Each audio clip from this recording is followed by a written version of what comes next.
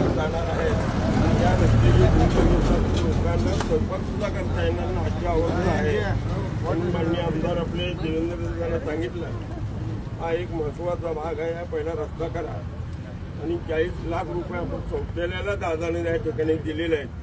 हा रस्ता शौचालय देण्याचं काम पूर्ण होत झालं. फक्त आता मध्ये रस्ते राहिलेले आहेत तीही 8 दिवसात सुरू करणार आहे. म्हणून आपल्या भागामध्ये फुलारी ताईंचं आपण काम बघितलं असेल, पेपरला बघितलं असेल, व्हिडिओ बघितला असेल तर कामासाठी झगडणाऱ्या चळवळीचं नेतृत्व. त्याचप्रमाणे राजसाहेबांचं काम त्यांच्या भागात अत्यंत चांगलं आहे. हे काम करणारे कंगुळे असलेले सगळी टीमवर्क आहे आणि आतापर्यंत आम्हाला कुठली अडचण आली नाही. दादाने यापुढे येऊ पण देणार नाहीत. म्हणून या ठिकाणी आमच्या वतीने दादांचे आम्ही आभार मानतो. 44 लाखाची निधी इथे देऊन 44 लाख या रस्त्याला दिले. दादांचं काम आपण नेहमीच बघत आलोय. दादा जेव्हापासून आमदार या पदावर निवडून आले तेव्हापासून सोलापूरची गाडी एकदम फास्ट पळायला लागली. विमानतळ असो, नंतर ते उड्डाण पूल असो, IT पार्क येणार आहे, या सगळ्या गोष्टी दादा फास्टच करतायत. त्यांच्या सानिध्यात आम्ही काम करणार आहे आणि आम्ही पण त्यांच्या प्रकारेच काम सगळी फास्ट करू. आता ही सुरुवात झालेलीच आहे आणि असंच तुमचे आशीर्वाद आम्हाला इथे लाभावं यासाठी दादानी आम्हाला इथे तुम्हाला भेटायला आणलंय.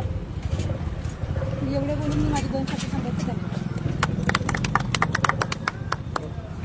मी नगरसेविका असलेली जॉन फुलारे वर्धनचा दिलीप कोल्हे म्हणा, वैष्णवताई म्हणा, करात म्हणा आणि अपार नरोटप्पा आणि यादवताई त्या पण नगरसेविका होते. त्या ठिकाणी आम्ही जे पॅनल जे आहे की BJPने 4 तिकीट द्यायला बघणार आहेत. त्याच्यामध्ये फायनल अजून कोणाला झालं नाही आहे की पण जे तुम्हाला काम करणारे व्यक्ती ते सगळे स्ट्रॉंगच येणार आहेत.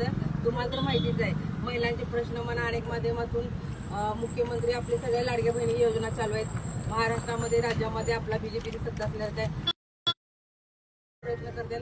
आता जे सध्याचे उड्डाण पूल चालू आहे त्या माध्यमातून हा रस्ता घेतलेला आहे तातडीने की नागरिकांसाठी कुठल्याही ऍक्सिडेंट वगैरे म्हणा होऊ नये चांगल्या पद्धतीने. आपण प्रभागामध्ये हा प्रभाग 15 आम्हाला जॉईन झालेला आहे आणि आमचे सर्वांचे कामं चांगले असल्यासारखे तुम्हाला ज्या काही तुमची समस्या असेल, अडचणी असेल, तुम्ही आम्हाला सांगायचा प्रयत्न करा. आणि दिलीप भाऊ तर तुम्हाला माहिती आहे की महिला त्यांचा बचत गट आहे. अनेक लोकांना त्यांनी रोजगार दिलेले चांगल्या पद्धतीने काम करत आणि त्यांचं रेशन दुकान सुद्धा असलेलं आहे की गोरगरीब लोकांना एखाद्याला धान्य नसेल धान्य पण देण्याचं काम त्यांनी काम केलेलं आहे.